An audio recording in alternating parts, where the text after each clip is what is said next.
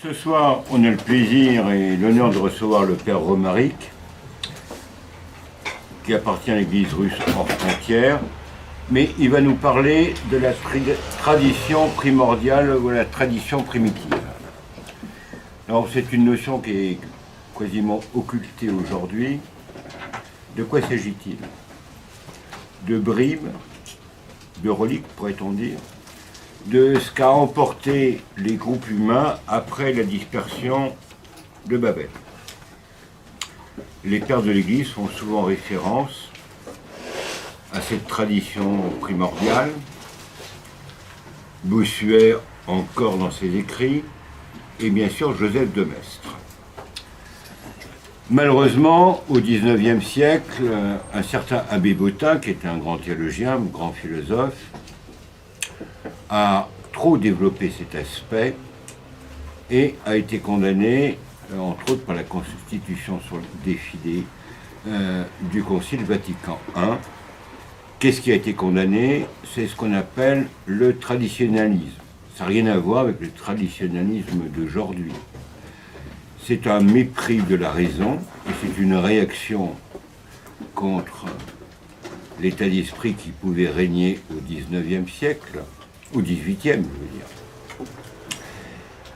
Conséquence fâcheuse, cette notion de tradition primordiale a été reprise par des gens douteux ou sulfureux, entre autres Guénon. À vous, cher père. Merci beaucoup. Donc je remercie le frère Thierry de m'avoir proposé ce sujet. C'est un sujet sur lequel je travaille donc avec mon ami Raphaël Ginou, qui est ici, qui m'a aidé dans des recherches précises de sources. Effectivement, c'est un sujet que je trouve absolument urgent, plus qu'important, vraiment urgent aujourd'hui, parce que, comme on le sait, avec la globalisation, avec la mondialisation, avec ce nouvel ordre mondial qui est en marche et qui veut imposer ce gouvernement mondial et cette religion unique, à la tête duquel se trouvera l'Antéchrist, on le sait. En tout cas, si on est chrétien, on le voit venir. Cette question du rapport du christianisme avec les autres religions est absolument fondamentale. Je fais partie de ce qu'on appelle généralement la génération Jean-Paul II, c'est-à-dire que je suis né dans les années 80 et que dès que j'ai été tout petit, il y a eu cette espèce de bouleversement complet qui est la réunion d'Assises. Donc 1986, cette grande réunion dans laquelle on avait des représentants de toutes les religions mondiales qui, disait-on, priaient non pas ensemble, mais étaient ensemble pour prier, ce qui était une manière peut-être, sans doute un petit peu facile de se dédouaner de l'accusation de donner cette impression qu'on est dans du syncrétisme et qu'on va tout mélanger. Et donc précisément, je pense que, étant donné qu'il y a cet esprit d'assises qui se développe de plus en plus dans notre époque, eh bien, il est fondamental de revenir à cette notion de révélation primordiale ou de tradition primordiale telle qu'elle est enseignée effectivement par les pères, ce qui a même amené saint Augustin à écrire, par exemple, il n'y a jamais eu d'autre religion que la religion chrétienne. Ça peut paraître paradoxal, ça peut paraître scandaleux, mais pour autant, il est bien évident que Adam et Ève, une fois qu'ils ont été chassés du paradis, ils ont transmis à leurs enfants le contact direct qu'ils avaient eu dans le jardin d'Éden avec Dieu et la révélation positive qui avait été faite, ainsi que ce qu'on appelle parfois le proto-évangile, c'est-à-dire cette annonce du Rédempteur à venir, puisque au milieu des condamnations que fait Dieu à Adam et Ève lorsqu'il les chasse du paradis, il y a aussi l'annonce de la rédemption, puisqu'il dit à Ève que sa descendance écrasera la tête du serpent et que celui-ci la mordra au talon. Les pères de l'Église vont interpréter comme évidemment annonçant la venue du Seigneur, donc qui est un descendant d'Adam par sa chair, évidemment, deuxième personne de la Trinité par sa nature divine, et la morsure au talon symbolisant, d'après toujours les pères de l'Église, le fait qu'il ait dû passer par la croix pour vaincre justement le diable et la mort, pour justement racheter cette condamnation de l'Éden. on ne sait pas très bien à quel moment ça arrive, mais ce qui est certain, c'est que très rapidement, cette révélation primordiale, cette véritable religion, c'est-à-dire cette orthodoxie au sens étymologique, qui s'est transmise donc par Adam à ses descendants, va se perdre. Les pères de l'Église nous expliquent que c'est pour des raisons très simples, hein, c'est-à-dire qu'on se met à adorer des phénomènes naturels, des créatures au lieu du Créateur. Comme l'avait remarqué aussi Évémer, il y a un certain nombre de personnages qui vont être divinisés, qui vont être mis au rang de Dieu, à tel point qu'à un moment donné, la révélation, la Bible nous indique hein, que l'humanité devient tellement corrompue que Dieu n'a pas d'autre choix que d'envoyer le déluge.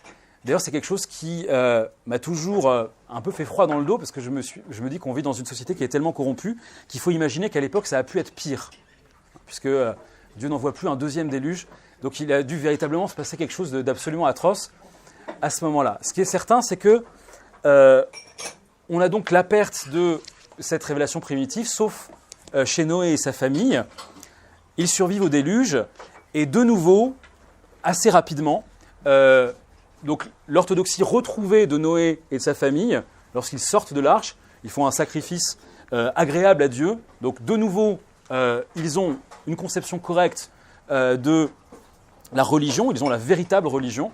Ça va aussi se perdre, puisqu'on en arrive à l'épisode de Babel, où Dieu est obligé d'intervenir encore une fois pour justement disperser les hommes, parce qu'ils avaient voulu justement élever cette tour contre Dieu. Les pères de l'Église nous expliquent bien hein, que, parce que à une première lecture, on pourrait trouver ça curieux que Dieu intervienne simplement parce que les gens veulent faire une tour qui soit haute. Ce n'était pas la question. Il y avait deux choses. Il est vraisemblable que cette tour, c'est ce que disent les pères, et notamment saint Ambroise de Milan, en fait, qu'est-ce qu'ils voulaient faire? C'était faire en sorte d'échapper à un second déluge, s'il arrivait. D'accord? Donc, autrement dit, au lieu de faire en sorte par leur vie et par leur pénitence que Dieu n'ait pas besoin de punir leurs péchés, ils vont s'en prémunir de manière matérielle, de manière physique, en disant « nous allons construire une tour qui ira jusqu'au ciel, donc en haut de laquelle en fait, on ne pourra jamais être noyé ». Certains disent même qu'ils avaient sans doute cette idée folle de pouvoir monter jusqu'au ciel pour y rencontrer et même y jeter à bas Dieu. En tout cas, il y a quelque chose de cet ordre-là. Hein. On est dans ce qu'on appelait en grec l'hubris, l'orgueil, un orgueil complètement démesuré, complètement démoniaque, hein, et c'est la raison pour laquelle donc Dieu intervient. Et c'est après, effectivement, cet épisode de Babel que, on nous dit que Hébert, c'est notamment Saint Jean Chrysostome qui nous en parle dans ses commentaires sur la Genèse. Donc Hébert, l'ancêtre du peuple qu'on appelle hébreu, parce que justement c'est lui qui lui a donné son nom, hein, va conserver la langue primordiale et il va conserver la religion primordiale, la religion orthodoxe, celle que donc, saint Augustin appelle déjà un christianisme en attente de l'incarnation, mais qui est quand même du christianisme, puisque il y a déjà cette croyance à l'unicité de Dieu, à la création, à la Trinité, etc. Et donc il va garder ces deux éléments, la langue d'origine de l'humanité et la religion d'origine, et le reste des hommes va se disperser en différentes langues, en différents peuples, et leur religion justement va elle aussi tomber de plus en plus en décadence. Il va y avoir différentes mythologies, différentes superstitions qui vont progressivement défigurer cette révélation primordiale qui s'était transmise jusque-là.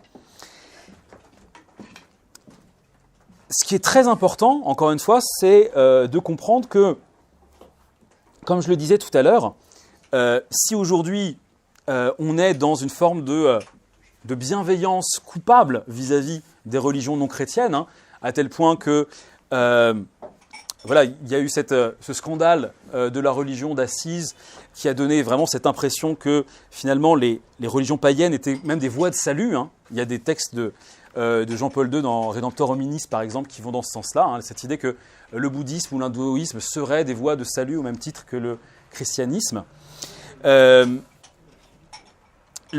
voilà, ce danger-là, en fait, ne pourrait pas être couru si simplement on en revenait à cette notion de révélation primordiale ou de tradition primordiale. Comme l'a dit le frère Thierry tout à l'heure, il y a eu cette condamnation effectivement de l'abbé Bottin au XIXe siècle, du traditionnalisme, parce qu'on lui reprochait d'être un fidéisme, c'est-à-dire de s'appuyer simplement sur l'unanimité des peuples, à croire en un Dieu, à croire en une Trinité, à croire en des rétributions de l'âme de l'homme après sa mort. Et finalement, on lui reprochait de tomber dans un fidéisme, de renier la possibilité qu'avait la raison d'accéder, elle aussi, à l'existence de Dieu. Pour autant, je crois que c'est un malentendu, puisque la véritable doctrine de la révélation primordiale ne s'oppose pas du tout à cette évidence qu'on retrouve également dans la tradition la plus ancienne, qui est que notre intelligence peut arriver, d'un point de vue naturel, je dirais, à l'existence de Dieu.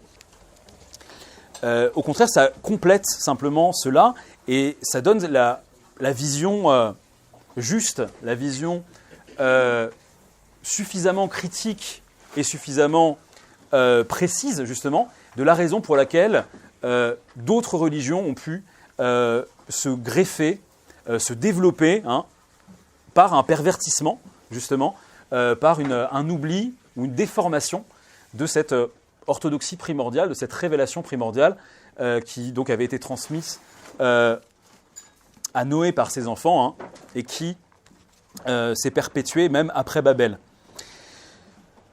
Donc, ce que je vais faire ce soir, c'est vous donner quelques exemples,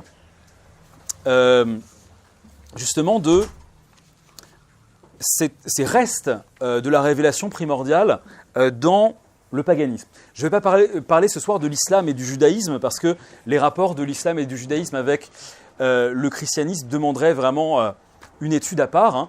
Ici, je vais vraiment me concentrer là-dessus, sur des sources anciennes qui montrent que dans toutes les civilisations antiques, dans tous les paganismes antiques, il y a des restes, justement, de la révélation primordiale, et que malgré toute la différence de noms,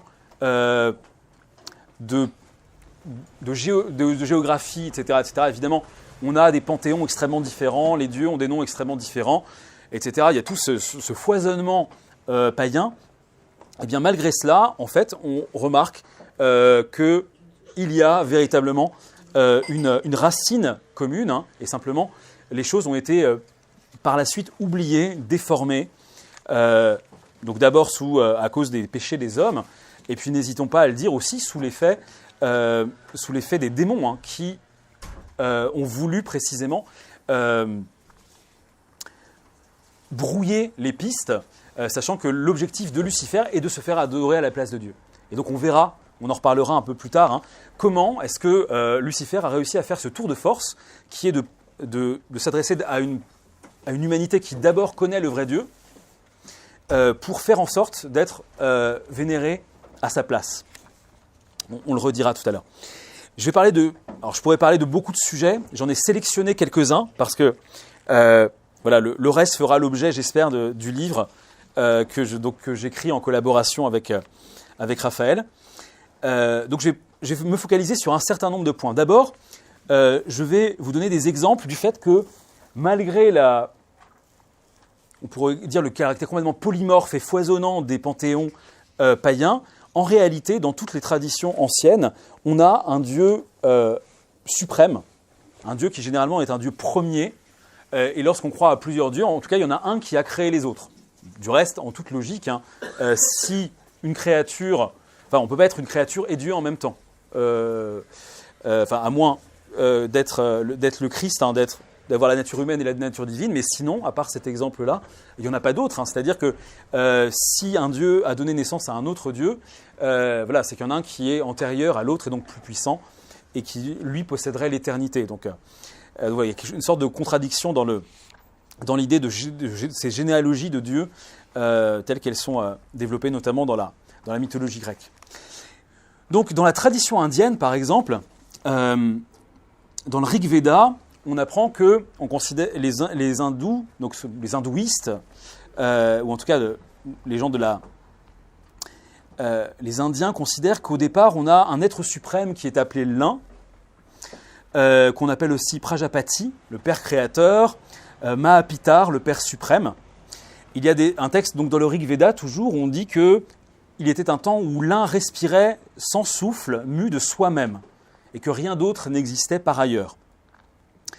Il a aussi un certain nombre des attributs que les chrétiens donnent au véritable Dieu, puisqu'on nous dit qu'il est tout bienfaisant, bon artisan, que c'est donc lui qui crée le ciel et la terre. Il connaît tout aussi, il est omniscient, hein, il connaît tous les états, toutes les créatures, nous dit toujours le Rig Veda.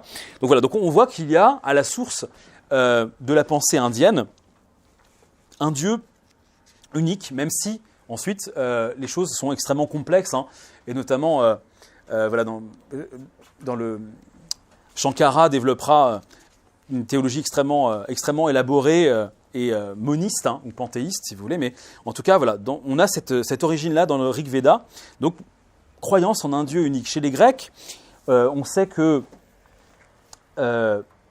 Zeus, c'est dans certains textes, alors ça c'est très curieux parce que Zeus dans certains textes, il apparaît sous des traits extrêmement humains, à tel point que Évémère considérait que c'était simplement un roi de la période archaïque qui avait été divinisé.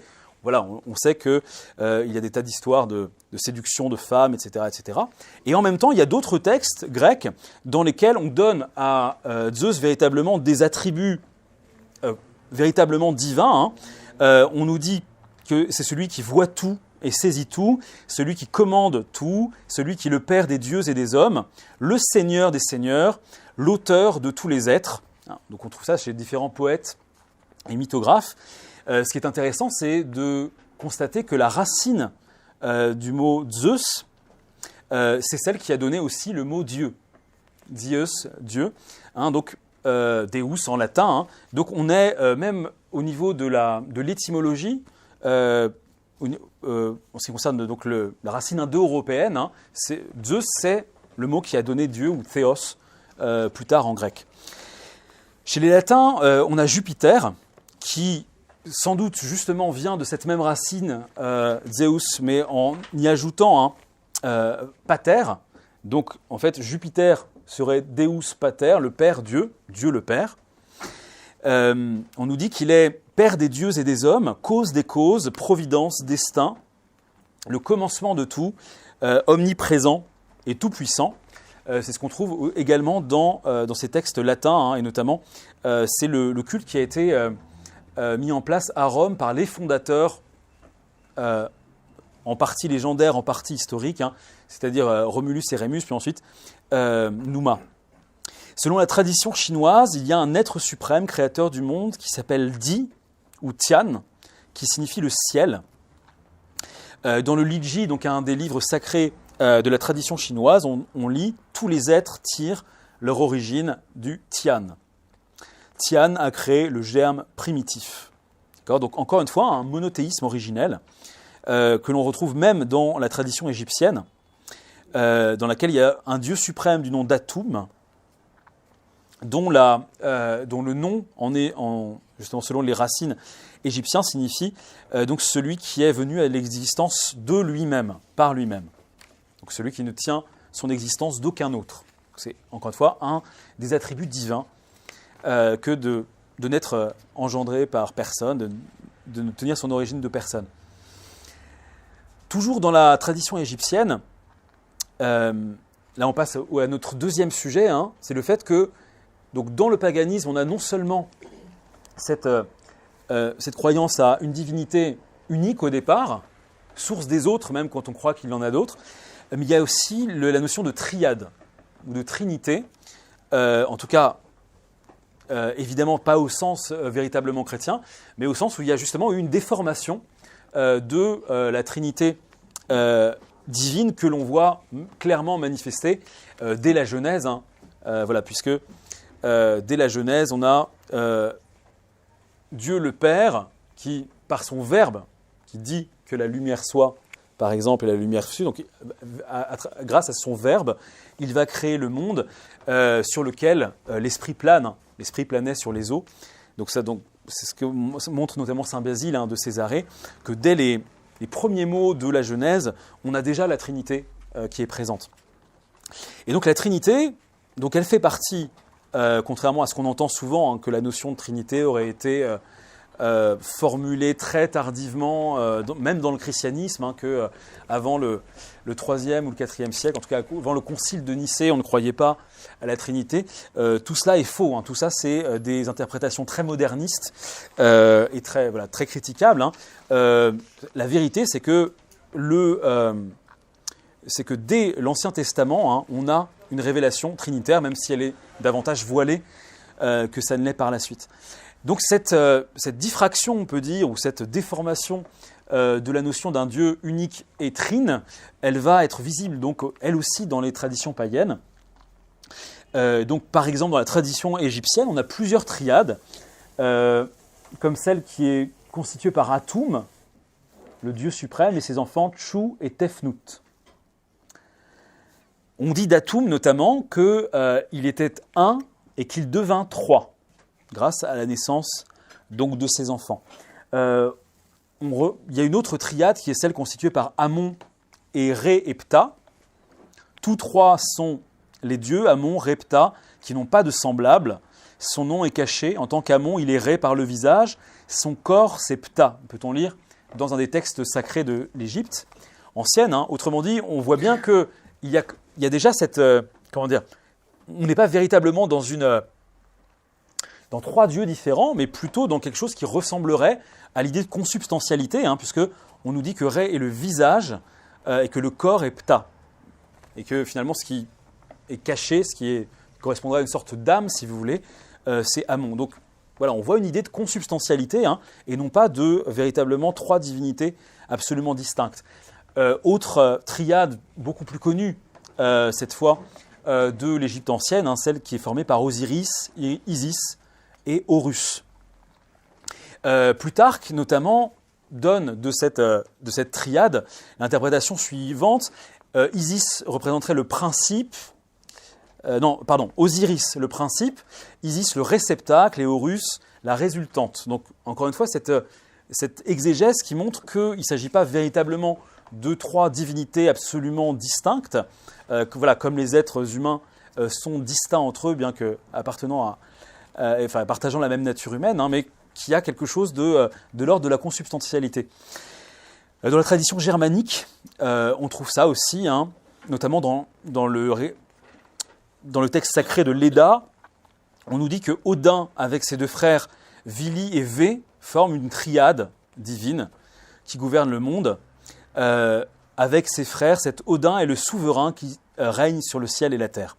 Et là encore, comme c'est le cas dans l'Égypte ancienne, on a d'autres triades dans le panthéon justement germanique ou scandinave. Dans le monde gréco-romain, on sait que Platon, qui est sans doute évidemment le plus proche du christianisme parmi les auteurs anciens, en tout cas d'un certain point de vue, considère que appartiennent à la divinité trois attributs principaux qui sont le bien, l'intelligence et l'âme du monde. Le grand Dieu peut se distinguer, bien, intelligence et âme du monde.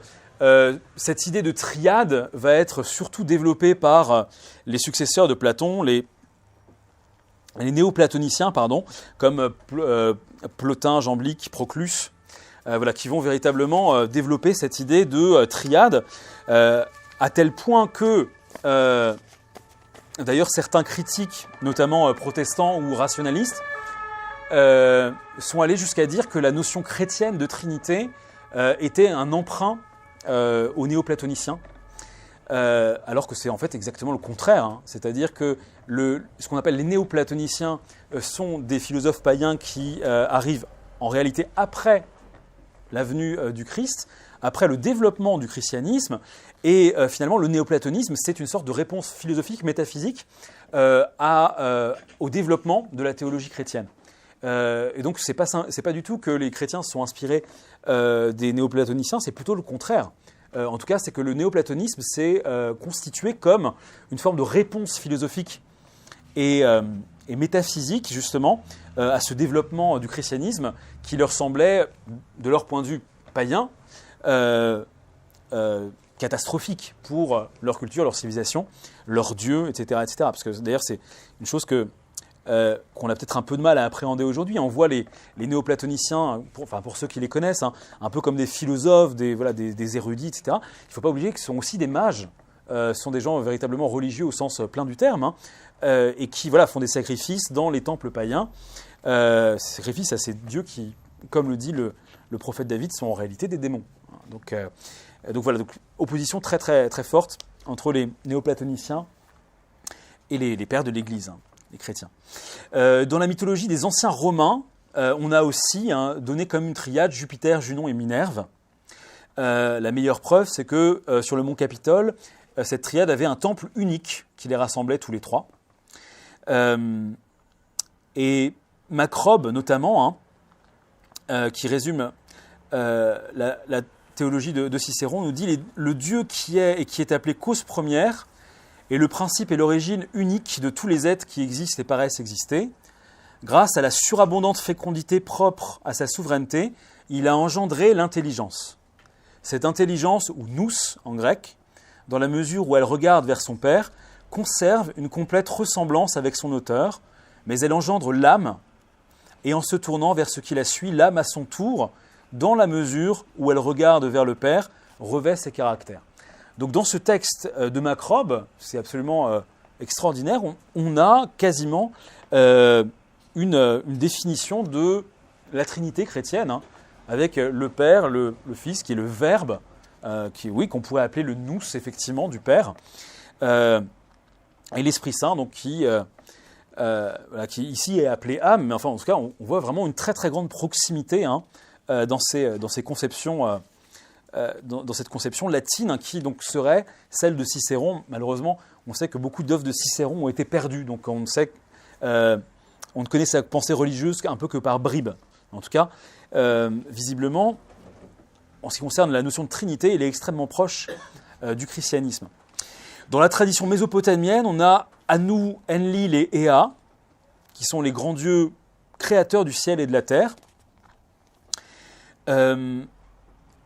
Dans les oracles chaldéiques de Julien le Théurge, on lit aussi, donc c'est plus tardif, hein, mais toujours dans le monde mésopotamien, babylonien, on parle d'une monade triadique qui gouverne le monde, qui est composée du Père, de la puissance et de l'intellect. Donc, une fois encore, on a quasiment un langage qui est compatible absolument avec la notion chrétienne de Trinité. Dans le monde chinois, on a, chez Lao Tzu, l'idée que le Tao engendre un, donc un engendrement de l'un par le Tao, qui serait une sorte de source. Un engendre deux, deux engendre trois, trois engendre tous les êtres du monde. Donc on a trois hypostases divines qui sont à la source de la création de l'univers. Dans la tradition indienne, on a aussi plusieurs triades. Il y a la fameuse Trimurti, ce qui signifie donc qui a trois formes, en sanskrit. Hein. On a donc celle qui est composée par Brahma, Vishnu et Shiva. Plus anciennement, dans les textes des Védas, on a Ani, Vayu et Surya. Donc voilà, c'est comme s'il y avait une triade qui allait remplacer l'autre dans l'histoire très complexe de la religion indienne. En tout cas, la notion de triade est toujours présente. Donc voilà, c'est quand même extraordinaire, hein, de voir que malgré l'abondance de mythes, de superstitions, etc., qu'on trouve dans le paganisme, finalement partout dans le monde, on a cette idée d'un Dieu unique et d'un Dieu unique qui est d'une certaine manière une triade. C'est quand même quelque chose qui est absolument bouleversant. Le point que je voulais développer par la suite, c'est la notion justement non seulement de création de l'humanité, mais aussi de chute. C'est-à-dire que, évidemment, pour nous chrétiens, c'est absolument fondamental de comprendre que Dieu, à la fois, est créateur, mais aussi que notre humanité est déchue. Hein, et c'est ce qui rend, évidemment, nécessaire le salut que nous apporte le Christ. Hein. Si nous n'étions pas déchus, on n'aurait pas besoin d'être sauvés, bien évidemment. Or, de manière, là aussi, parfois déformée évidemment, parfois mythologisée, on a cette idée justement d'un âge d'or d'abord, une sorte de jardin d'Éden dans lequel vivent les premiers hommes, et ensuite d'une catastrophe cosmique, d'une chute, d'une malédiction, en tout cas d'une déchéance qui va être subie par la première humanité. On voit ça dans la tradition perse, par exemple. Donc, je vais commencer par parler justement de l'idée d'Éden, d'âge d'or, d'abord, et ensuite, je vais voir que, là encore une fois, on a toujours une idée de chute ensuite. Donc, chez les Perses, par exemple, on nous parle d'un premier couple, donc Mazia et Maziane, qui ont été créés par le dieu Hormazd, ou Ahura Mazda. On nous dit qu'ils vécurent dans un premier temps en paix, en œuvrant selon la vertu. Ils étaient destinés au ciel, à condition qu'ils soient humbles en pensée, en parole et en action, et qu'ils n'invoquent pas les démons. Donc c'est très intéressant, il y a cette notion d'âge d'or primitif et de destination justement surnaturelle du premier couple humain. Évidemment, comme vous pouvez l'imaginer, les choses vont ensuite se gâter. Dans la tradition indienne, on nous parle du Krita Yuga, ce qui est l'équivalent exact de l'âge d'or. Et on nous dit que à cette époque-là, les hommes vivaient dans l'allégresse sans connaître ni maladie ni péché. C'est exactement ce que nous dit la Genèse. C'est que la création telle qu'elle sort des mains de Dieu, et notamment Adam et Ève, n'était pas fait pour connaître la souffrance, la maladie, la mort, qui n'arrivent que une fois qu'ils ont désobéi, qui arrive comme une conséquence justement de leur désobéissance. On trouve la même chose dans la tradition germanique, où le dieu suprême Alfor, c'est un des visages du dieu suprême, fit l'homme et lui donna une âme, laquelle vivra et ne périra jamais. Et donc on a un équivalent d'Adam et Ève dans le couple Asque et Ambla. Voilà, je passe d'autres exemples. Pour en revenir à ce qu'on connaît sans doute le mieux là-dedans, c'est-à-dire la tradition grecque de l'âge d'or. On voit ça chez Hésiode notamment. On nous dit qu'à cette époque-là, les hommes, je cite Hésiode, vivaient comme des dieux, le cœur libre de soucis, à l'écart et à l'abri des peines et des misères. La vieillesse misérable sur eux ne pesait pas. Donc on a une première humanité chez Hésiode qui ne vieillit pas. Enfin, écho quasiment exact de la révélation chrétienne, puisque on sait que le premier couple humain n'était pas fait pour connaître la vieillesse, la maladie, la mort. Platon décrit aussi l'âge d'or, en déplorant d'ailleurs déjà à son époque, on est au 5e siècle avant Jésus-Christ, que plus personne ne prête foi vraiment à cette idée qu'il y a eu un âge d'or. Il nous dit que dans ce temps révolu, l'immortalité était le partage de tous les hommes. Alors là, c'est encore plus précis que chez Hésiode. Donc la première humanité était immortelle. Ils vivaient nus et sans système politique. Alors là, on a encore une fois un écho direct, complet de la Genèse. Ils conversaient avec les animaux, comme Adam qui donne les noms des animaux dans la Genèse toujours. Vivaient, se nourrissaient de fruits et non pas d'animaux, pour une raison très simple, c'est que la mort n'existe pas, on ne peut pas se nourrir d'animaux dans le jardin d'Éden. Encore une fois, il faut bien comprendre que tant qu'on ne fera pas confiance justement à la Genèse en la prenant littéralement, on ne s'en sortira pas. Il faut, bien sûr qu'il y a des tas d'allégories et des tas de métaphores dans le texte sacré, néanmoins, l'Église a toujours cru qu'il fallait donner aussi à la Genèse une interprétation littérale. Ce qu'on nous raconte, c'est ce qui s'est historiquement passé. Donc, ils se nourrissent de fruits, ils ne cultivaient pas et ils bénéficiaient en tout temps d'un climat tempéré. Et là aussi, c'est très intéressant parce que on voit que, notamment, d'après certains pères, c'est surtout après le déluge, justement, qu'il commence à y avoir un dérèglement climatique, des glaciations, etc. etc. Voilà, c'est parce qu'il y a eu une deuxième grande catastrophe avec le déluge. Dans le monde latin, Ovide nous dit que la première humanité était à l'image des dieux, que les premiers hommes étaient maîtres de l'univers. Là encore une fois, cette idée d'image, elle est un écho à la Genèse, Dieu fait l'homme à son image. Et il nous dit aussi, l'âge d'or naquit le premier, qui sans répression, sans loi, pratiquait de lui-même la bonne foi et la vertu. Donc c'est évidemment là encore une fois l'écho de la Genèse, c'est-à-dire que Adam et Ève, au départ, avant la chute, n'ont pas besoin, effectivement, de loi spontanément, justement, avec les dons préternaturels qu'ils ont reçus de Dieu, avec la loi divine inscrite dans leur cœur, vont vers la vertu, vers le bien. Et même, voilà, s'il n'y avait pas eu la chute, ils seraient allés directement vers l'union à Dieu, la déification.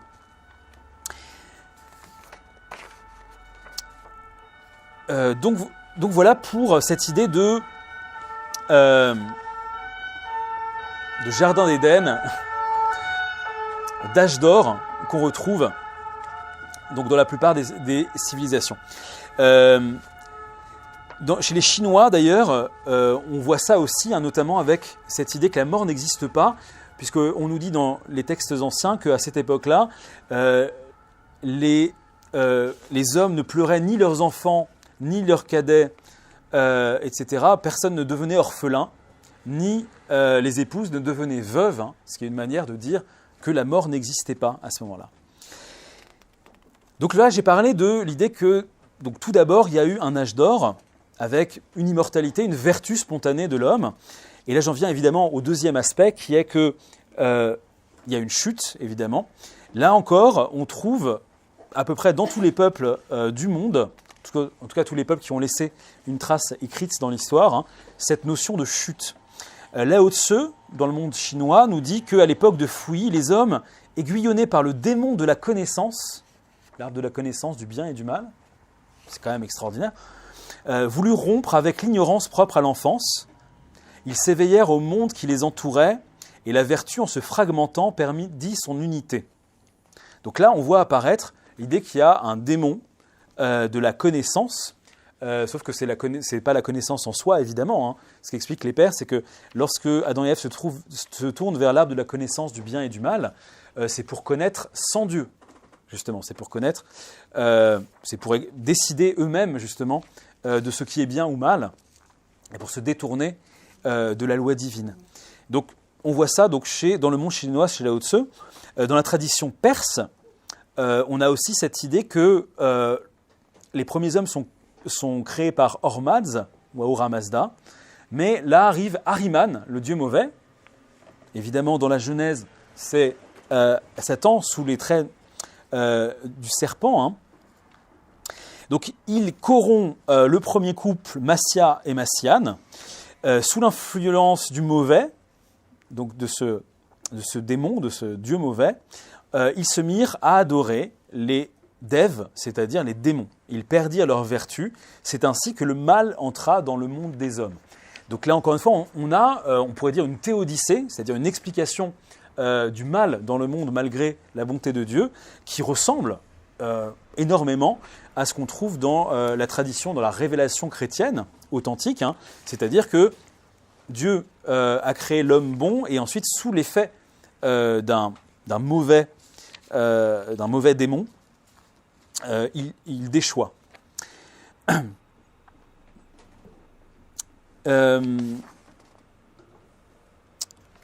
Donc voilà pour cet autre exemple. Voilà, je vais passer parce que il y a tellement de choses que je pourrais encore vous dire. Simplement un dernier point dans la tradition gréco-romaine.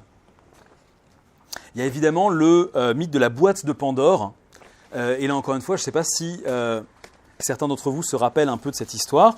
Donc Zeus crée Pandore, la première femme.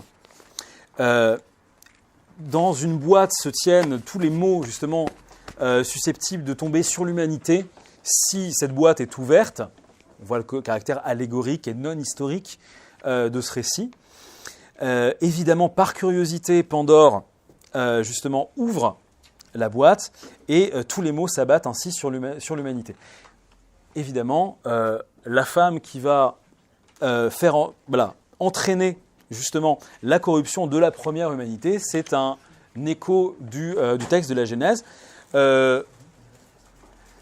La différence étant évidemment que on voit tout de suite qu'il y a un caractère allégorique, puisque évidemment même les Grecs anciens qui adorait les idoles ne prenait pas ce texte au pied de la lettre. Il savait bien qu'il n'y avait pas de boîte dans laquelle étaient contenus des mots, hein, mais on voit bien qu'il y a quand même une parenté extrêmement grande. La différence étant que dans le texte, dans la version grecque, hein, c'est la femme seule qui est coupable, alors que voilà, on sait bien que dans le texte de la Genèse, la culpabilité est partagée par Adam. Plutarque écrit également « Tout ce qui naît porte avec lui un principe de mal. Les germes qui le produisent, mortels par leur nature, participent par cela seul à cette cause générale de corruption, d'où naissent les inclinations vicieuses de l'âme, les maladies, les chagrins et tous les maux qui de cette source commune se répandent sur les hommes. » Donc là, on n'est plus dans la définition dans l'explication de pourquoi l'humanité est déchue, mais plutôt dans la constatation justement que l'humanité est profondément viciée. Et ça, évidemment, dans toute la littérature latine, et je pense notamment à frère Thierry qui la connaît très bien, cette littérature latine, hein, c'est vraiment un topos littéraire, hein, que l'homme est corrompu, qui a véritablement eu quelque chose de dramatique, une catastrophe, hein, qui a fait que cet homme qui au départ est fait pour contempler Dieu, est fait pour le bien, finalement a été corrompu, à tel point qu'Hippocrate nous dit que dès sa conception, l'homme n'est que maladie, hein, et il ne parle pas évidemment que de l'aspect physique, mais il parle bien sûr du vice justement de l'âme. Je ne vais pas développer, mais je le mentionne aussi au passage, hein. On sait également que le déluge est présent dans toutes les civilisations du monde. Et là, ce qui est particulièrement intéressant, c'est que, et c'est là où on voit à quel point la critique rationaliste et le monde moderne en général marche complètement sur la tête, c'est-à-dire que dans toutes les civilisations du monde, on trouve un récit du déluge, peu ou prou, n'importe où, hein, y compris dans des civilisations extrêmement éloignées qui n'ont pas pu le copier de quelqu'un d'autre, hein, chez des peuples extrêmement isolés d'Océanie, etc. On a toujours une narration du déluge. En toute logique, on devrait se dire que si tous les peuples racontent qu'il y a eu un déluge universel, c'est peut-être qu'il y a eu un déluge universel. Enfin, ça me paraît une explication assez cohérente. Eh bien non.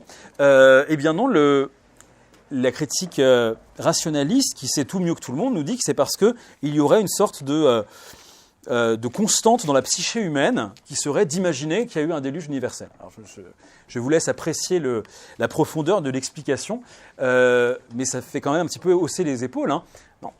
Et de la même manière, encore une fois, qu'on a des traces d'une croyance au déluge universel dans tous les peuples parce qu'il y a eu un déluge universel, de la même façon, on a des traces d'un Dieu unique qui crée le monde parce qu'un Dieu unique a créé le monde. On a des traces du fait que ce Dieu unique soit un et trine parce que le vrai Dieu est un et trine. On a une trace du fait que l'homme soit déchu parce que l'homme est déchu. Ce qui est extrêmement intéressant, c'est précisément que lorsque on se plonge justement dans ce monde du paganisme, on se rend compte que finalement, c'est ce qui vient confirmer de l'extérieur la véracité des Écritures, en réalité. C'est-à-dire que il y a énormément de gens souvent qui disent « Oui, mais il y a tellement de religions dans le monde, pourquoi est-ce que j'en choisirais une plutôt que l'autre ? Qu'est-ce qui fait ?» Tout simplement parce que il y en a une qui dit absolument toute la vérité, et les autres qui en ont des bribes, et c'est extrêmement facile à démontrer en réalité. Et finalement, de la même manière que selon l'adage latin testis unus, testis nullus, qui veut dire que quand il y a un seul témoignage, il est nul, eh bien, je pense que en réalité, l'existence des religions païennes vient finalement confirmer la véracité de la religion chrétienne et donne une sorte de témoignage extérieur. Là où deux ou trois témoigneront dans le même sens. Encore une fois, c'est quelque chose qui est partout, cette idée qu'il faut un témoignage pour confirmer. Et là, on peut dire que le paganisme sert de confirmation du christianisme. Alors, que conclure de tout ce que je viens d'essayer de vous exposer, encore une fois, de manière assez rapide? C'est que finalement, cette doctrine de la révélation primordiale, de la tradition primitive, elle est importante, donc non seulement parce qu'elle est vraie, et qu'il faut la connaître, il faut savoir que c'est ce qu'enseigne l'Église. Mais encore une fois, elle est urgente aujourd'hui pour 2 raisons. D'abord parce que elle est la seule réponse intelligente, la seule réponse justement précise, la seule réponse vraiment structurée justement à cette espèce de tendance moderne qu'on pourrait appeler l'esprit d'assise. Parce que finalement, qu'est-ce qui est séduisant dans ces grandes assemblées dans lesquelles on a des gens de toutes les religions, etc., c'est que ça peut sembler venir d'un bon sentiment, après tout, plutôt que de se faire la guerre, on va discuter, et puis on va se prêter des chapelles, chacun va célébrer son culte, etc., etc. Évidemment, on voit bien que ça pose un problème, que c'est en train de donner cette impression que finalement, tout est relatif et qu'il y a du bon dans toutes les religions. Et encore une fois, il y a un certain nombre de textes scandaleux qui ont été écrits par des papes ou par des évêques orthodoxes aussi, qui saluent l'esprit d'assise, des choses comme ça. Donc, par exemple, le communiqué de l'Assemblée des évêques orthodoxes de France 2011, 24 octobre, on est presque à l'anniversaire. Donc les évêques orthodoxes saluent l'esprit d'assise. Ah bon, c'est intéressant. Esprit qui convient de perpétuer dans le monde. Bon. Donc c'est très grave parce que l'impression que ça donne, c'est que finalement, il y a du bon dans toutes les religions. Et en fait, c'est faux. Les choses qui sont bonnes, c'est les choses justement qui ont été transmises, qui ont été conservées de la révélation primordiale, mais ça ne signifie absolument pas que le paganisme en tant que tel mènerait au salut.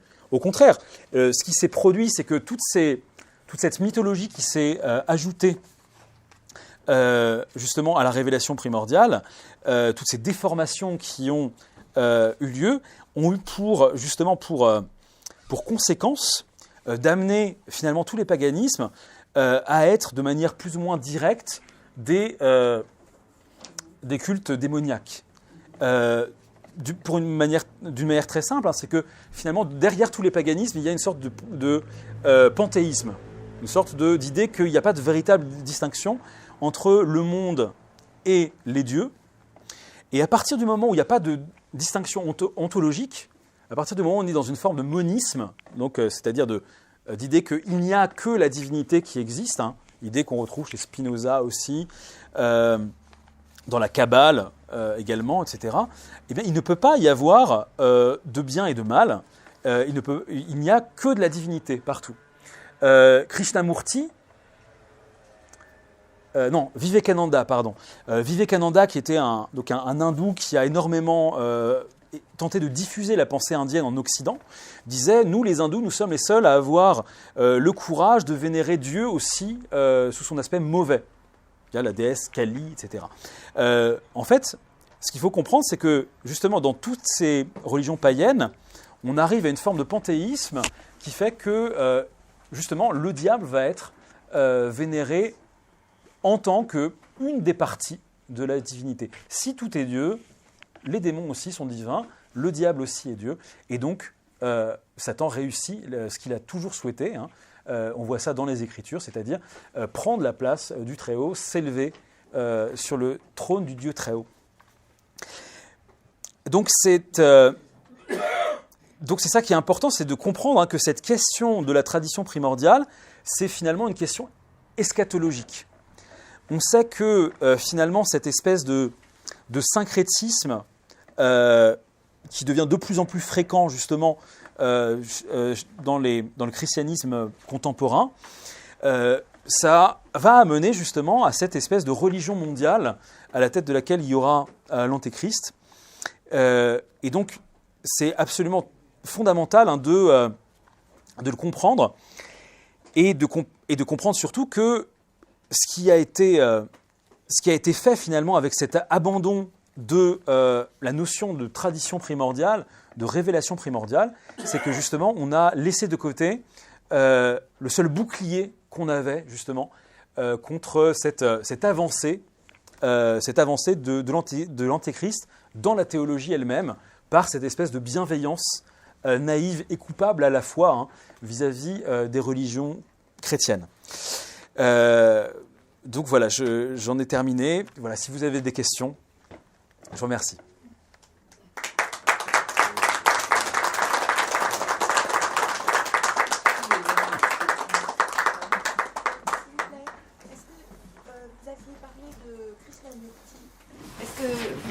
deux, trois mots sur Krishnamurti. Vous alliez en parler. Non, en fait, je l'avais confondu avec Vivekananda. Oui, mais vous pensez quelque chose de Krishnamurti? Je connais mal. Je sais que Krishnamurti, d'après ce que je sais, avait été considéré par les théosophes comme une sorte de réincarnation du Christ, et que finalement, il avait dit non, c'est pas moi, mais il avait quand même donné des enseignements. Oui, mais il a refusé être un maître. Oui, mais oui, mais le paradoxe, c'est qu'il a quand même passé sa vie à enseigner qu'il n'était pas un maître. Enfin, c'est le... Oui, non, mais il avait quelque chose. Voilà. C'est pas une vie banale. Donc, Ah non, c'est pas une vie banale. Bah, de toute façon, non, mais de toute façon, il faut pas oublier que ça se passe dans un contexte indien et que régulièrement en Inde, il y a des gens qui sont depuis leur naissance considérés comme des dieux vivants. Parce qu'encore une fois, ils ne sont pas chrétiens. Hein. Ils considèrent que ce que nous on appellerait des saints pour eux, enfin les gens qui sont arrivés à la réalisation sont en fait des sortes d'émanations divines. Et donc Krishnamurti effectivement avait été désigné très très tôt, tout petit garçon, je crois, par donc Elena Blavatsky, de la société théosophique, comme étant une sorte de réincarnation du Christ. Donc effectivement, il avait grandi en fait au milieu de gens qui le prenaient pour Dieu. Donc il n'avait pas pu vraiment s'en défaire, et donc il a continué à faire des conférences dans le monde entier en disant je n'ai rien à vous dire, je suis un homme comme vous, mais je vais vous en parler pendant 2 heures. J'ai lu 2-3 livres de lui, il ne passe pas son temps à dire ça. Il disait au contraire qu'il ne voulait absolument pas être glorifié, qu'il n'était même pas un maître, qu'il était vraiment... Oui, mais il donne quand même son message. Oui, mais il avait des connaissances. Qu'est-ce que vous voulez qu'il fasse, qu'il soit... Je ne sais pas, mais... Moi j'ai lu des trucs, mais réellement c'est pas possible. Vraiment... Il parle comme le Christ. S'agissant de Krishnamurti, je crois que c'est plutôt Annie Besant que Blavatsky qui l'a... Ah, c'est possible. Oui. Mais alors, c'est vrai qu'il paraît que quand il passait sur Paris, tous les gens de la société théosophique sur Paris venaient assister à ses conférences, malgré sa trahison de... Voilà. Oui, il est quand même un public. Oui. Mais s'agissant d'un autre point, est-ce que dans certaines religions antiques, je pense notamment à la Mésopotamie ou à la question des Ameshaspenta dans le zoroastrisme, il n'y aurait pas aussi les attributs divins qui seraient vénérés en fait comme des divinités? Alors avec une ambivalence, est-ce que c'est des dieux séparés ou est-ce que c'est... Oui, bien sûr. Donc, non, mais là, mon propos, c'était plutôt justement de montrer, qu'à la source des polythéismes, il y avait un monothéisme. Après, effectivement, il y a plusieurs écoles d'interprétation sur, la naissance finalement des autres dieux. Et je pense effectivement que l'une des pistes intéressantes, c'est de considérer que les attributs de Dieu eux-mêmes ont été séparés de lui et divinisés en tant que tels. C'est très clair dans certains textes mésopotamiens. Ouais. C'est ce qui a fait parler d'énothéisme. Donc pas polythéisme pur ni monothéisme pur, mais énothéisme, un Dieu sous plusieurs formes, à propos de la Mésopotamie. Oui, bien sûr. D'autres questions? Oui. C'est peut-être une question bête, mais est-ce que l'antéchrist existe actuellement? C'est une question piège surtout. J'en ai aucune idée. Ce qui semble assez évident, enfin il y a deux choses. Je pense que tout en ayant conscience que l'Église propose une eschatologie, je pense qu'il n'y a rien de pire que de dire c'est demain, c'est telle date, etc. etc. Parce que le Christ lui-même nous sait, en fait, on ne sait ni le jour ni l'heure. Donc effectivement, si je vous disais, en fait, il est là et il va arriver au pouvoir le 17 août 23, il faudrait me mettre dans un asile psychiatrique parce que ce serait faux, nécessairement. Donc j'en sais rien. Mais par ailleurs, je pense quand même qu'il faut avoir en tête le fait que, vraisemblablement, on est quand même plus proche de la fin que du début. C'est-à-dire que les temps qu'on vit me semblent quand même ressembler un petit peu, au moins au début de la grande apostasie qui est annoncée, le refroidissement de la charité. Voilà. Mais bon, voilà, après, c'est très difficile. Hein. Est-ce qu'il existe, est-ce qu'il est déjà né? Est-ce qu'on en verra l'avènement, etc. J'en ai aucune idée. Mais ce qui est sûr, c'est qu'il faut être attentif à ça. Je pense qu'on est dans des temps assez eschatologiques, ouais. Oui, aux USA, il y a déjà des temples et des églises du Nouvel Âge. Hein. Vous allez dans le sud-est du côté de San Diego, là-bas, et dans les montagnes rouges, un nombre d'églises du Nouvel Âge, c'est incroyable. Oui, ça se développe énormément. Oui. Oui. Alors, je crois que dans les idéogrammes chinois, on a trouvé des preuves de quoi il y avait les symboles de la Genèse, de la Trinité. Absolument. Il y a quelqu'un que j'aime beaucoup qui s'appelle Lorenz Tisdale, qui est protestant, hein, mais qui a fait un travail vraiment remarquable, qui est à la tête d'une association qui s'appelle l'Association créationniste du Québec, je crois, qui a fait tout un exposé sur les idéogrammes. Donc là mon propos n'était pas d'analyser les idéogrammes parce que j'ai pas les connaissances pour, mais effectivement, c'était extrêmement convaincant, c'est-à-dire qu'il montrait qu'il y avait, si j'ai bonne mémoire, par exemple, il y avait des idéogrammes qui représentaient un jardin avec un arbre au milieu, un couple autour, etc. Enfin, vraiment des choses qui ressemblent exactement à la Genèse, effectivement. Tout à fait. Est-ce que vous pourriez nous expliquer, Un peu plus fort. est-ce que vous pourriez nous expliquer, parce que je sais que vous avez des idées là, à ce sujet, la signification, la nécessité de l'incarnation dans ce contexte. C'est-à-dire, vous avez parlé du fait que la chute était un événement qui est retracé par les civilisations païennes, les traditions païennes, et qu'ils ont des bribes de connaissances. Est-ce que vous pourriez développer la question de la nécessité de l'incarnation? Oui, en fait, c'est la question c'est la question du péché originel, en fait. C'est pour le dire très simplement. Saint Paul explique bien que c'est parce que toute l'humanité a été déchue en Adam qu'il fallait que la nature humaine fût réconciliée avec Dieu dans le Christ.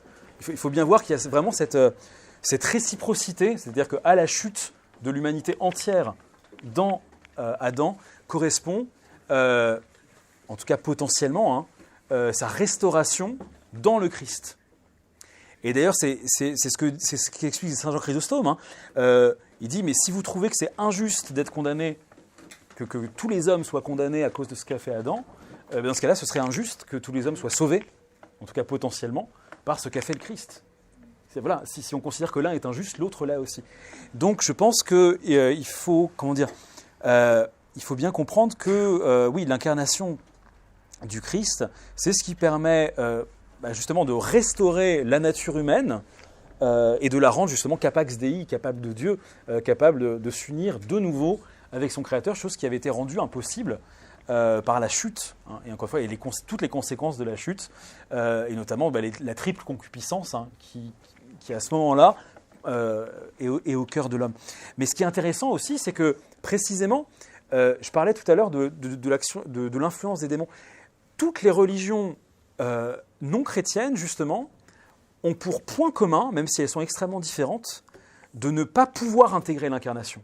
On parlait tout à l'heure de René Guénon qui disait que la véritable religion primordiale, elle serait quelque chose comme la mystique de l'hindouisme. Une sorte de monisme, l'idée que Satchit Ananda, c'est en fait l'être de tous. Tous les êtres humains seraient divins par nature, il faudrait qu'ils le redécouvrent. C'est ça qu'il appelle l'initiation, etc. Je pense que toutes ces religions non chrétiennes ont un point commun, c'est de ne pas, de faire en sorte que l'incarnation ne soit plus conceptuellement possible. Si on considère que tout est Dieu, finalement, même si le Christ est Dieu, il n'est pas plus que quelqu'un d'autre. Donc il n'y a pas d'incarnation, il n'y a pas de salut. A contrario, dans l'islam, on a quelque chose qui ressemble à une forme d'arianisme, c'est-à-dire que le Christ serait... Dans l'islam sunnite. Dans l'islam sunnite, d'accord. Il y a quelque chose qui ressemble à un arianisme, donc le Christ est un prophète, mais il n'est pas Dieu incarné. Dans ce cas-là, encore une fois, pas de salut, pas d'incarnation au sens plein, et pas de salut. Et donc, je pense que ce qui est vraiment commun, finalement, à tout ce qui n'est pas le christianisme, c'est précisément de ne pas pouvoir conceptualiser l'incarnation.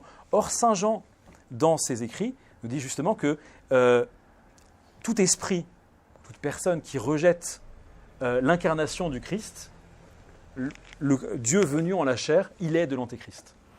Et est-ce que justement le fait qu'on ne trouve pas d'explication dans les religions païennes de la chute et de l'incarnation montre bien, est-ce que ça ne montre pas justement le fait qu'elles ne sont que des vérités partielles, des reliquats, des superstitions, justement, des superstitions du fait que,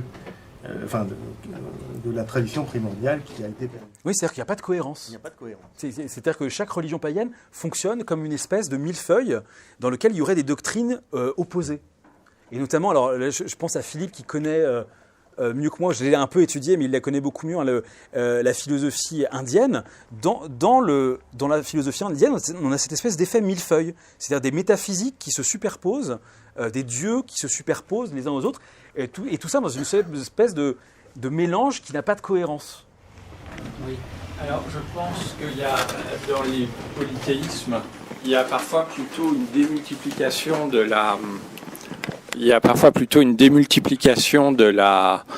l'incarnation, avec notamment les avatars de Vishnu dans l'hindouisme, avec l'avatar qui doit venir encore, qui n'est pas encore venu, qui doit venir et qui sera vraisemblablement l'antéchrist. De même que pour Maitreya dans le bouddhisme, qui est le Bouddha qui doit venir, avec les différents Bouddhas qui sont les aspects du Nirmakaya ou Nirmanakaya, c'est-à-dire du corps d'apparition. Donc l'un des 3 corps du Bouddha dans le bouddhisme. Alors ce qui n'empêche pas qu'il y ait des choses très positives aussi dans ces religions, hein, notamment des choses qui ressemblent à la Trinité, et selon un certain nombre de théologiens, c'est la croyance en une certaine intuition de la Trinité, bien qu'imparfaite, qui peut permettre aux païens de se sauver, mais la croyance en l'incarnation existe dans certaines religions, mais démultipliée d'une manière qui pose problème, parce qu'on ne sait pas trop quelle sera la prochaine incarnation de Vishnu. Alors, je répondrai à ça 2 choses. Je pense que la démultiplication de l'incarnation, ça revient à la négation de l'incarnation. C'est-à-dire que l'incarnation telle qu'on la conçoit dans le christianisme, elle doit être unique. D'accord ? C'est-à-dire qu'il y a eu une chute à laquelle correspond une incarnation, puis une mort sur la croix, une résurrection. Je ne suis pas thomiste, mais d'accord. Mais de fait, elle ne l'est pas en tout cas. Bon. Donc voilà, il y a une chute, il y a une incarnation. Il y a une mort du Christ sur la croix, une résurrection, une ascension, etc. L'événement il est cosmique et il est unique. Et donc ça, c'est la première remarque que je ferai. La deuxième, c'est qu'effectivement, il y a la notion d'avatar, bien sûr, hein, dans l'hindouisme, mais comme tu le sais, dans le fond, la métaphysique, enfin l'anthropologie, on va dire, métaphysique de l'hindouisme, c'est un monisme. C'est-à-dire que finalement, le monde entier est une émanation de la divinité. Donc finalement, certes, il y a des incarnations de la divinité, mais finalement, la Maya elle-même, ou l'émanation elle-même est une forme d'émanation de la divinité. C'est pas dans toutes les formes de l'hindouisme. Il y a des auteurs plus théistes, il y a des auteurs plus monistes dans l'hindouisme.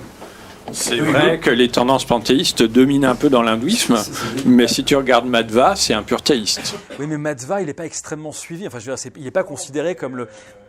Il est même... Oui, Madhva croit même qu'il y a un enfer éternel, ce qui pour un hindou est absolument délirant. Oui, effectivement. Mais je dirais que... il me semble quand même que l'Advaita Vedanta, dans sa version shankarienne... Excusez-moi, c'est peut-être un peu... C'est un peu complexe, mais bon. C'est quand même considéré comme l'orthodoxie indienne, si tu veux. Et donc, c'est peut-être une simplification. C'est une des orthodoxies indiennes, mais même dans cette orthodoxie, tout l'univers est une manifestation de Dieu, mais les avatars sont davantage Dieu que le reste. Davantage. Mais profondément, il y a quand même une unité de la manifestation, hein, qui est dans le fond divine. Et encore une fois, et pour en revenir à la question de la tradition primordiale, je crois que, encore une fois, c'est ça ce qui fondamentalement fait de la révélation chrétienne quelque chose d'absolument unique, c'est cette distinction réelle de nature entre le créateur et la création. Et encore une fois, dans toutes les métaphysiques païennes, que ce soit chez les néoplatoniciens ou chez la plupart des penseurs indiens, en fait, il n'y a pas de véritable distinction. Mais alors, là où je serais plus critique que toi, en fait, c'est que tu donnes parmi les signes de la croyance au péché originel des choses qui me semblent plutôt être des signes de dualisme. Et tu n'es pas sans savoir que pour certains pères, peut-être plus des pères latins que des pères grecs, le manichéisme est l'erreur la plus grave d'entre toutes. C'est-à-dire, c'est la capitale de Satan. Oui, alors effectivement. Là, tu dois penser à ce que je disais sur sur Ahura Mazda, enfin sur la tradition qui est très dualiste justement. Non, ce que je voulais dire par là, c'est que c'est pas que on avait comment dire. Pour le péché originel, on n'en a pas d'équivalent absolu, tout simplement parce que l'anthropologie païenne et la théologie païenne ne peuvent pas amener à une notion véritable du péché originel. En revanche, l'idée qu'il y a une création qui était d'abord bonne et qui ensuite a été corrompue, voilà, me semblait très intéressante dans cette perspective-là. Voilà. Est-ce que vous pourriez développer la question, enfin plutôt comment vous positionnez-vous sur la question des Néphilim, où il y a un passage dans la Bible où il est question, il est question des fils des hommes et des fils de Dieu. Est-ce que vous avez quelque chose à dire là-dessus? Ça touche quand même à la question de la tradition primordiale, il me semble. Oui, alors ça c'est vraiment une question piège. Ouais, d'accord, bravo. Merci. Je dirais qu'il y a des pères anciens qui ont considéré que les Néphilim étaient des anges déchus qui avaient convolé avec des humaines et qu'ils avaient une progéniture physique qui avait donné les géants, les titans, etc. etc. À partir du 3e, 4e siècle, cette interprétation a été grosso modo laissée de côté par l'Église qui a considéré que en fait, ces fameux Néphilim, c'était la descendance de Caïn, la descendance impie de Caïn, et que les filles justement de Dieu, hein, dans ce passage biblique, étaient donc la descendance d'Abel, hein, c'est-à-dire que il y avait donc le mélange de deux descendances humaines qui étaient l'une impie et l'autre orthodoxe, en fait. Donc voilà ce que je peux en dire. Je ne me prononcerai pas.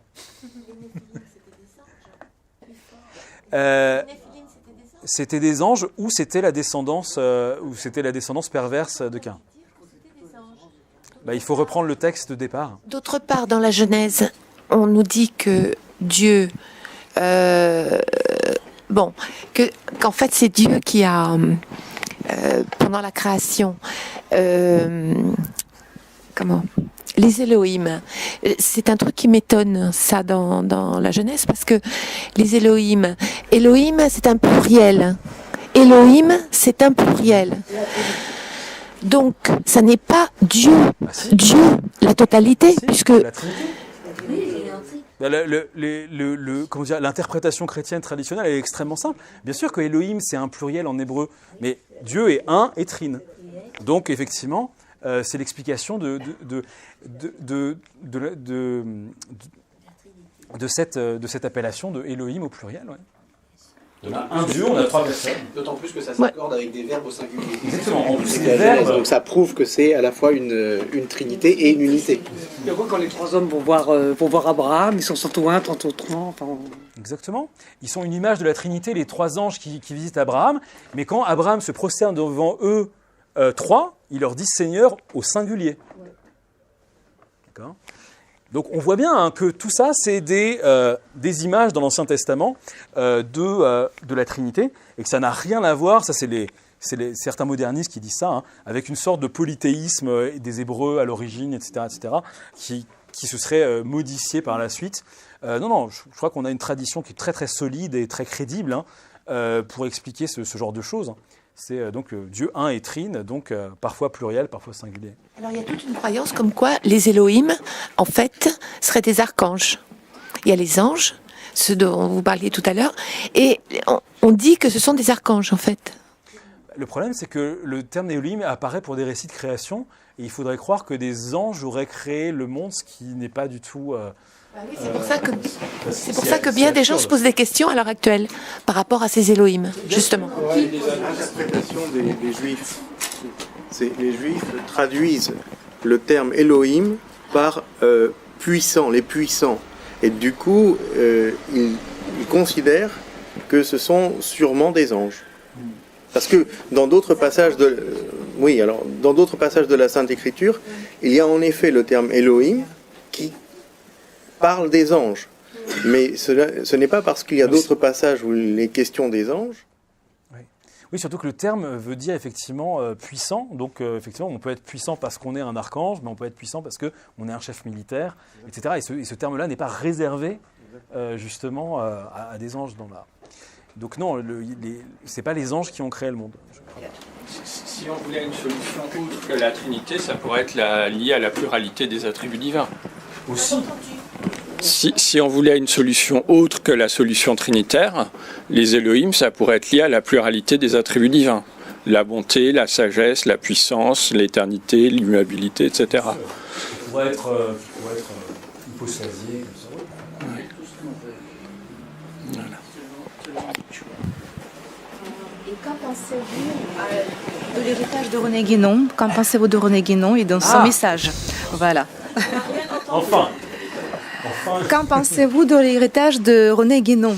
Alors, c'est une question un peu difficile. Il faut savoir que, on va le dire comme ça, personnellement, je viens du guénonisme. J'étais guénonien sans le savoir avant de devenir véritablement chrétien. C'est-à-dire que j'étais véritablement convaincu, comme le dit Chion, qu'il y a une sorte d'unité transcendante des religions. C'est comme ça que j'ai été élevé, parce que c'était ma mère qui s'intéressait beaucoup à l'ésotérisme, à l'occultisme, au guénonisme, qui m'avait un peu transmis ça. Comme vous pouvez le voir, ou comme vous l'aurez compris après ce que j'ai dit, ce n'est plus le cas. Qu'est-ce que je pourrais dire de René Guénon? Je crois que, c'est ce que je disais tout à l'heure, je pense que René Guénon, il est arrivé à un moment, précisément, où il y avait une crise de la doctrine chrétienne sur ces questions-là. C'est-à-dire que, comme l'a dit frère Thierry tout à l'heure, avec cette condamnation de l'abbé Bottin et du traditionnalisme, on s'est retrouvé avec une espèce de vide, où on s'est mis à croire toutes sortes de choses fausses en ce qui concerne l'origine des religions. Avec l'évolutionnisme, on n'en a pas parlé, mais l'une des idées qu'on retrouve partout, c'est que voilà, comme l'humanité a évolué, on était à moitié des Néandertals débiles, on a commencé à voir des éclairs où on a eu peur, on s'est dit oui, là il y a une divinité éclair, on a fait quelques sacrifices pour que l'éclair s'arrête, et puis finalement, voilà, on était donc polythéistes au départ, et finalement, bon, je ne crois pas à toutes ces choses-là, mais c'est une des explications qu'on trouve, qu'il y aurait une sorte de marche progressive du polythéisme vers le monothéisme. En fait, c'est exactement l'inverse qui nous est, qu'on constate en étudiant la question sérieusement. Donc, je pense que, pour en revenir à la question de René Guénon, je crois que ce qui a fasciné chez Guénon, c'est précisément qu'il apportait à ce vide, face à ce vide-là, une réponse qui était fausse, mais le problème était bon. C'est-à-dire qu'il a apporté une réponse fausse à un véritable problème, c'est-à-dire qu'il a essayé de voir ce qu'il pouvait y avoir de commun dans toutes les traditions qu'il a étudiées, sachant que voilà, là où il se trompe véritablement, c'est que dans sa conception du monde, la vérité, en gros, c'est l'Advaita Vedanta, c'est l'orthodoxie indienne, c'est-à-dire c'est cette idée que le monde est une illusion, que la réalité de tout être, c'est d'être divin, et que donc l'initiation, la réalisation, c'est l'identification du soi avec un petit s et du soi avec un grand S, c'est-à-dire la fusion dans le tout. Voilà. Et ça, c'est évidemment une idée qui ne peut pas être compatible avec le christianisme. C'est évident, c'est une forme de gnose. En revanche, la critique qu'il fait du monde moderne, qui a été saluée d'ailleurs par Léon Daudet dans l'Action française, me semble toujours d'actualité. En plus, ce qui est admirable chez Guénon, c'est qu'il écrit extrêmement bien. Je trouve que c'est des livres extrêmement faciles et agréables à lire. Il a un style remarquable. Et effectivement, tout ce qu'il dit pour critiquer la démocratie, le matérialisme moderne, tout ça, c'est vraiment à retenir. Mais voilà, il ne faut pas oublier qu'il est vraiment dans une perspective qui est moniste, panthéiste, gnosticisante, et donc, même s'il est critique de certains gnostiques, mais on sait bien que, de la même manière qu'on peut être chrétien, critique d'autres chrétiens, voilà, c'est pas un argument de dire qu'il a critiqué des gnostiques pour prouver qu'il ne l'est pas. en tout cas, son aspect critique est intéressant. Après, ces doctrines me semblent fausses et même pernicieuses, parce qu'il y a beaucoup de chrétiens qui, de bonne foi, pensent qu'on peut être à la fois chrétien et guénonien. Or, c'est vraiment incompatible. Excuse-moi, mais les moines ésicastes, par exemple, ils réalisent à peu près la même chose. De quoi parle Guénon? Vous voyez, c'est la divinisation de soi. C'est pas le même cheminement pour vous? Non. Saint Maxime, le confesseur, il utilise l'image du feu et du fer. C'est-à-dire que quand on est divinisé, bien sûr qu'on atteint une forme de déification. C'est le but de la vie spirituelle chrétienne, notamment la vie monastique. Mais chaque chrétien, chaque baptisé est appelé à s'unir à Dieu. Mais Saint Maxime le confesseur explique bien que on est uni à Dieu dans le sens où un morceau de fer, lorsqu'il est dans une flamme, il va prendre la couleur du feu, il va prendre l'incandescence du feu, sa température, mais il reste fer. Et donc l'union de l'homme à Dieu, c'est l'union d'un homme qui se consume, qui devient tellement semblable à Dieu qu'on ne peut pas faire la différence, mais il reste un homme. Et Dieu reste Dieu. C'est ça la différence. Alors que... Le problème que ça pose théologiquement. L'inverse. Si on dit l'inverse, le problème, c'est que la thèse de René Guénon pose un problème de théologie. C'est que si on parle de divinisation, ça veut dire que la créature et le créateur sont confondus. C'est-à-dire que ce qui était principe sans changement, qui est Dieu, se confond substantiellement avec ce qui est par essence sujet au changement. Donc c'est métaphysiquement et théologiquement une impossibilité, et ça ruine justement la théologie et la métaphysique. Donc c'est pour ça que la thèse de René Guénon, comme toutes les gnoses, sont des erreurs doctrinales. Et qu'en pensez-vous de ce que Guénon écrivait pourtant que la véritable connaissance, c'est l'amour? Et puisque notre Dieu chrétien, il est amour, ce Guénon écrivait exactement la même chose, que véritable connaissance, c'est état d'être, d'amour. C'est vrai. En fait, la véritable charité, l'amour véritable, ne peut exister que en lien avec la vérité, c'est-à-dire avec la vérité révélée par Dieu, le Dieu trinitaire, le Dieu chrétien. Donc, en dehors de cette vérité-là, bien sûr, l'affirmation, l'amour, c'est le but, très bien, mais la formule en elle-même ne suffit pas pour signifier ce que ça veut dire. En dehors de l'union entre la charité et la vérité, il n'y a pas de véritable charité. Oui, s'il vous plaît. Il me semble que c'est saint François de Sales qui, justement, disait la charité sans Dieu, c'est de l'homisme, si je ne me trompe pas. De l'homisme. Oui. Oui, c'est très d'actualité. Ouais, tout à fait. Alors on pourrait même aller jusqu'à dire que pour qu'il y ait amour, il faut qu'il y ait deux personnes, et que précisément dans cette mystique dans laquelle il y a finalement une union, il n'y a plus d'amour, puisque tout se résout en un. Donc, encore une fois, pour qu'il y ait véritable amour, il faut qu'il y ait deux hypostases distinctes, justement, une relation entre elles et qui soit amoureux. S'il y a fusion, en fait, on ne peut plus parler à proprement parler d'amour. Donc peut-être qu'il a dit ça, mais effectivement, ce n'est pas très cohérent avec le reste de sa doctrine. Voilà. Moi, je serais tenté de dire quelque chose d'un peu provocateur.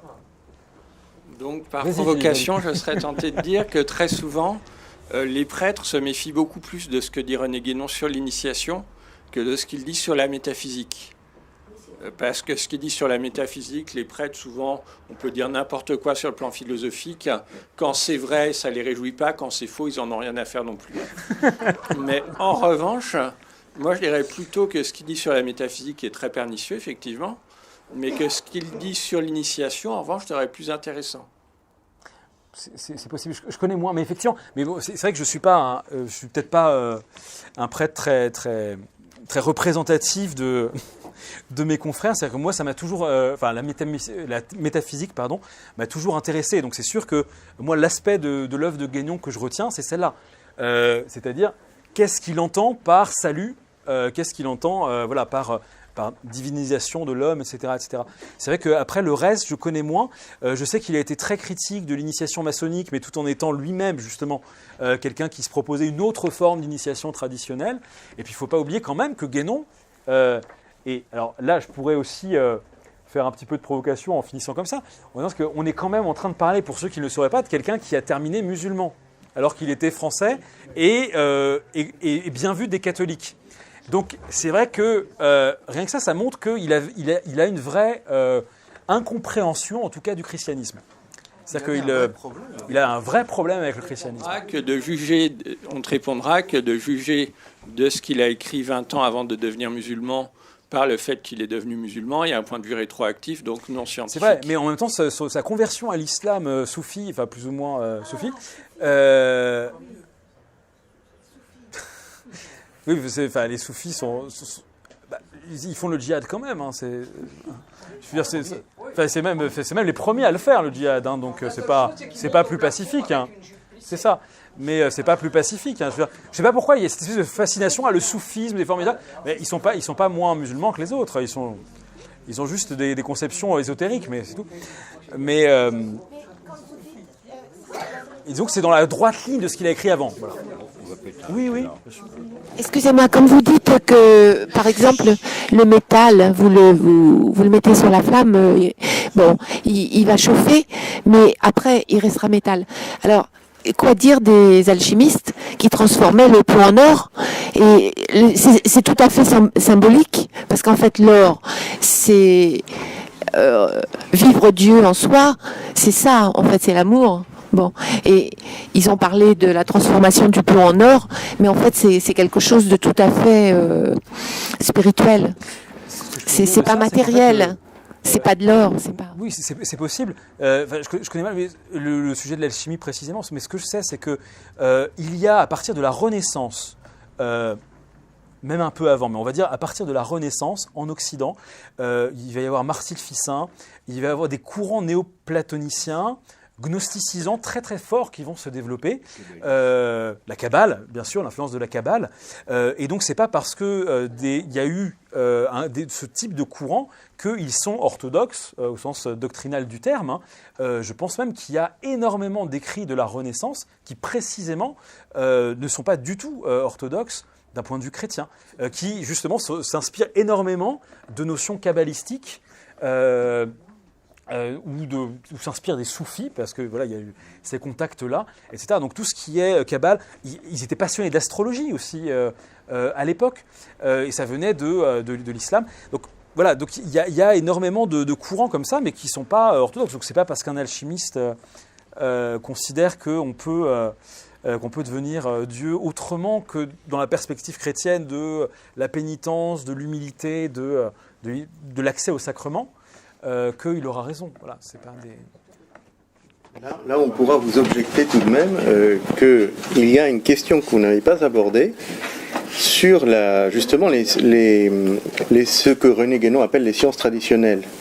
Et vous n'avez pas du tout abordé ça pourrait être l'objet d'une autre conférence. Voilà. Non. Oui.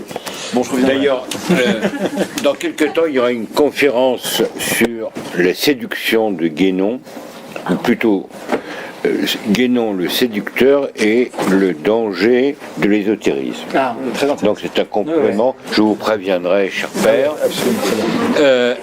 Lundi prochain, ce sera sur Luther, ce sera la 3e fois qu'on célèbre Luther à notre manière.